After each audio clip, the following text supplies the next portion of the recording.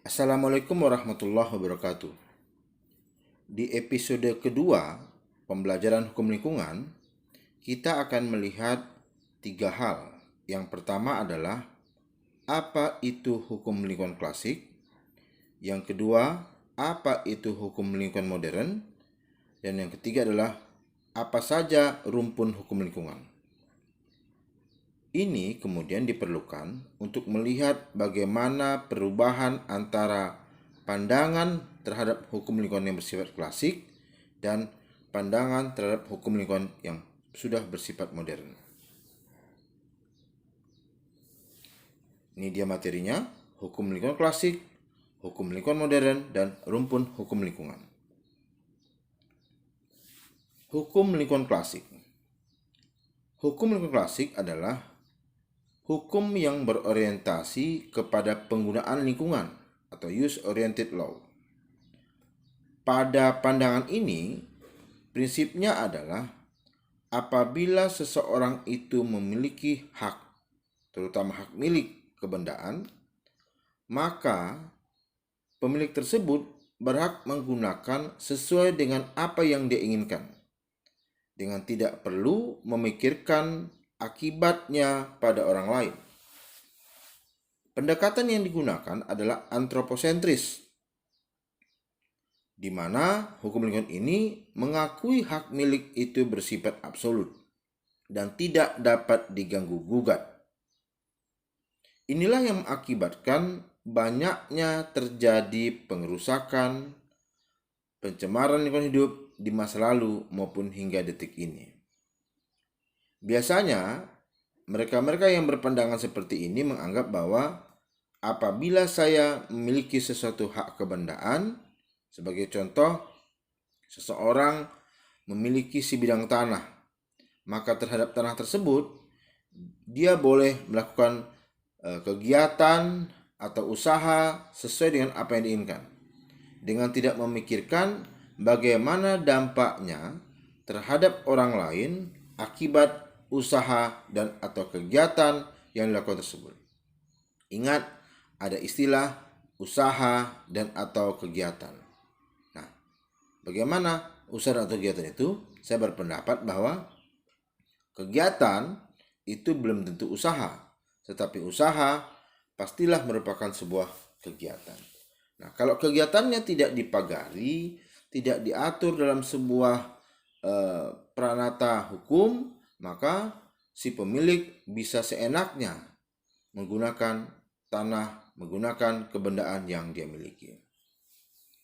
Yang berikutnya adalah hukum lingkungan modern. Hukum lingkungan modern adalah hukum yang berorientasi kepada lingkungan atau environment oriented law. Pendekatannya berbeda dengan pendekatan di lingkungan klasik. Pendekatan yang digunakan adalah ekosentris, yang ditujukan untuk melestarikan kemampuan lingkungan yang serasi dan seimbang. Hak milik itu diakui, namun berfungsi sosial sepanjang tidak berpotensi merusak dan atau mencemarkan lingkungan. Nah, disinilah sebenarnya penting pranata-pranata hukum terkait dengan hukum lingkungan. Sebagai contoh, AMDAL atau analisis mengenai dampak lingkungan. Kenapa itu penting? Karena ketika seseorang itu ingin menggunakan hak miliknya, silakan saja. Apalagi itu mendatangkan keuntungan. Namun, tentu saja dia tidak boleh menggunakan dengan sesuka hati. Tentu saja dia harus mematuhi aturan-aturan yang ada dan disediakan oleh negara. Sebagai contoh, ingin membuat sebuah pabrik, silakan, tetapi tidak boleh umpamanya membuang limbah, baik itu padat, cair, atau polusi udara seenaknya saja. Ikuti aturan. Jika kemudian ada jalan keluarnya, maka buat sesuai dengan kebutuhan terhadap limbah yang akan nanti dihasilkan. Contohnya pembuatan IPAL atau instalasi pengolahan air limbah. Atau setidaknya apabila kemudian dia menghasilkan limbah, maka limbah itu sebaiknya diolah sendiri atau dialihkan pengolahannya pada orang lain sehingga limbah itu tidak merugikan orang lain, minimal orang yang di sekitarnya. Yang berikutnya adalah rumpun hukum lingkungan. Ini tidak bersifat baku, tergantung nanti kebutuhan sistem pembelajaran. Namun, penulis coba menghimpun beberapa bidang yang dijadikan sebagai bagian dari rumpun hukum lingkungan. Pertama adalah hukum administrasi. Yang kedua adalah hukum kehutanan. Yang ketiga, hukum perizinan. Yang keempat, hukum pengairan. Yang kelima, hukum tata ruang. Yang keenam, hukum sumber daya alam. Yang ketujuh, hukum kesehatan. Dan yang kedelapan adalah hukum internasional. Nah, rumpun ini pun tidak membatasi pada kajian yang sifatnya judul seperti ini.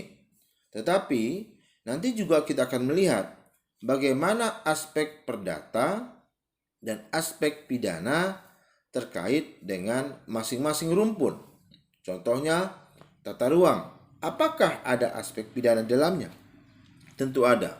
Apakah ada aspek pidana dalamnya? Tentu ada. Sesuai dengan kebutuhan dari apa yang ingin ditegakkan hukumnya. Demikian video ini membahas mengenai hukum lingkungan klasik, hukum lingkungan modern, dan rumpun hukum lingkungan. Semoga bermanfaat bagi kita semuanya. Semangat terus untuk mempelajari dan mengembangkan hukum lingkungan di Indonesia. Assalamualaikum warahmatullahi wabarakatuh.